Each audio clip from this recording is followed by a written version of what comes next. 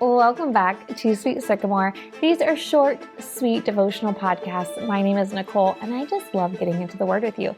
I'm also a women's ministry director, so I do these lessons with hundreds of women in our women's ministry called our Mighty Women Gatherings. And doing them through a podcast platform allows those who couldn't make it to catch up, but also allows those across the United States to join in on just digging into the Word with us.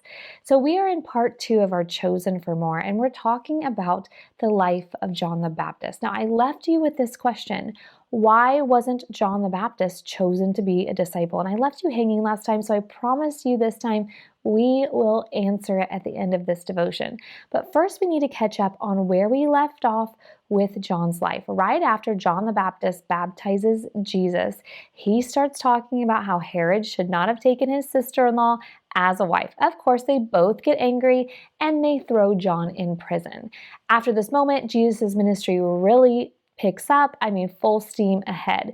And the next passage we're going to read today takes place about 12 to 18 months later after Jesus has been baptized by John, which means that John has been in prison for 12 to 18 months, which will help us make sense of this. So we're going to pick up in Matthew 11 and read first verses 2 through 3. And it says, John the Baptist, who was in prison, heard about all the things the Messiah was doing. So he sent his disciples to ask Jesus, "Are you the Messiah we've been expecting, or should we keep looking for someone else?" Many think that this could be a very big moment of doubt in John the Baptist's life. Now remember, John would have not only known the prophecies about himself, but he was raised in the temple by his father, who was a priest. He would have also known the prophecies about the one he was coming to make a way for, Jesus. And Isaiah 61 says the Messiah was coming to set the captives free.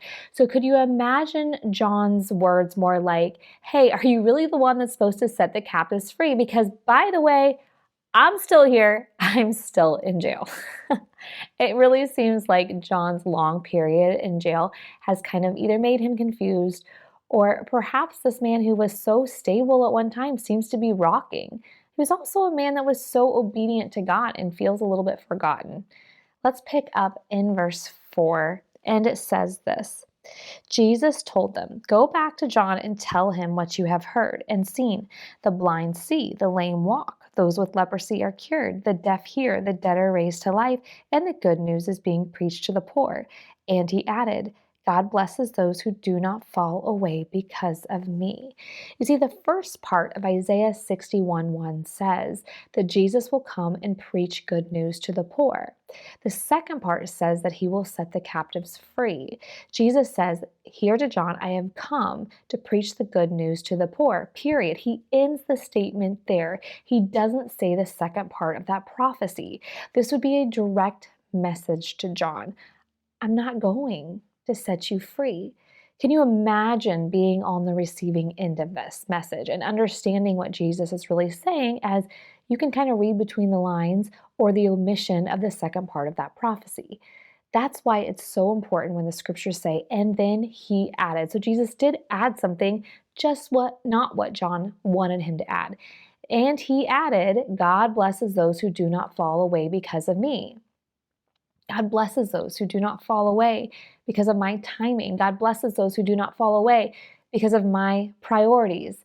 In other words, blessed is the person who trusts in me when my timing is not their timing, when my priorities are not within their desires or their expectations.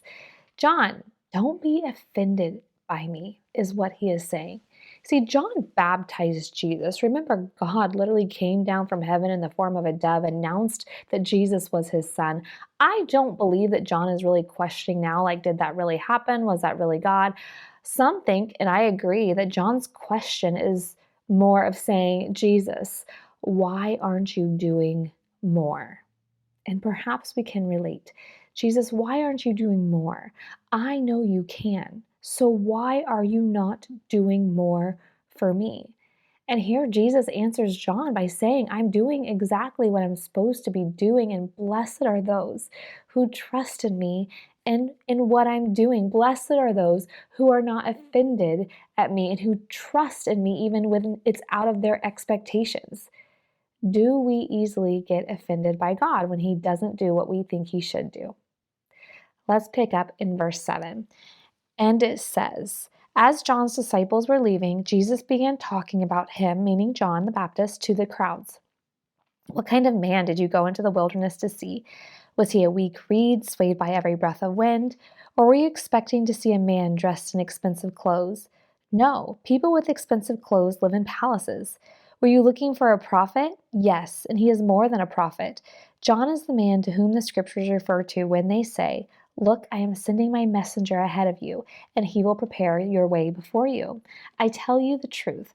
Of all who have ever lived, none is greater than John the Baptist. Yet even the least person in the kingdom of heaven is greater than he is. And from the time John the Baptist began preaching until now, the kingdom of heaven has been forcefully advancing, and violent people are attacking it. For before John came, all the prophets and the law of Moses looked forward to this present time. And if you are willing to accept what I say, he is Elijah, the one the prophets said would come. Anyone with ears to hear should listen and understand.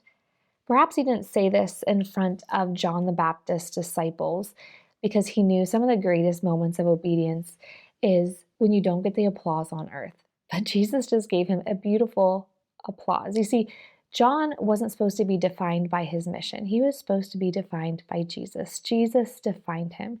Jesus said he was steady, that he wasn't easily swayed. He said that he was humble. He said that he was called. He said that he was obedient, that he was a servant to God.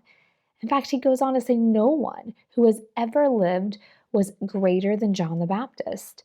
Yet he didn't lead massive people groups like Moses. He didn't do the miracles that Elijah did. He didn't sing or dance or worship like David. He didn't have all the wisdom in the world like Solomon. What was John the Baptist? He was simply a voice that listened to God. What do you want Jesus to say about you? My own hope, when I think about this question, is I want Jesus to be like, hey, that Nikki girl, yeah, she did what I asked her. She was terrified. She was scared. She really didn't even want to do it sometimes, but she did it. And she was a voice. And she listened to me. Therefore her voice became my voice. I mean, I would love that. I have a long way to go for that. But honestly, John had a big moment of doubt, and yet Jesus gives John this big applause. And I love that because he knows we're not going to be perfect. He doesn't want our flawlessness. He really wants our faithfulness. So why wasn't John chosen to be a disciple? Here's why. Because he was chosen for more. Okay, not more fame, not more money, not more comfort, not even more years. He was chosen for more purpose. Have you ever wondered what more looks like in God's eyes? I think more in God's eyes is quality over quantity. Like a few obedient months can outweigh a lifetime of just getting by. I mean, John did more in 6 months than many of us do in a lifetime, right? I think God's more will value transformation over circumstances. What I mean by that is like he's going to refine the prison, not always remove you from the prison. He's going to reveal himself in the fire, not always take you out of the fire. I think we look for the physical miracle, but what if the miracle is what God is doing in our hearts or the hearts of others who watch us go through the struggle? Also, more of God is always going to be more of God, not more from God, right? More of his peace, more of his love, more of his presence, just more of our Savior in our lives. My kids are always asking me to go to Target, and I know that they don't really want me to go to Target because they want to pick out laundry soap. Like, I know they want me to take them to the toy aisle. And sometimes I say yes because there's so much joy in walking with them, but I know what they really need is time with me. And so sometimes I say no because I know that we can sit on the back porch and don't have to get something physical, and they can actually get what they need. And that is more time with their mom. And the same can be true of God. At some point in all of our lives, the most more is the moment that we meet him face to face. Every earthly assignment is going to end, but eternity does not. Eternity with him is truly the ultimate more. And John was chosen not to be a disciple because he was actually chosen for more. And although it could have been really hard to understand with those years in prison, in one moment, one breath after John's execution, everything would have made sense. This is the best more ever. Remember what John says in John 3:30 when he says, "He must become greater and greater, and I must become less and less."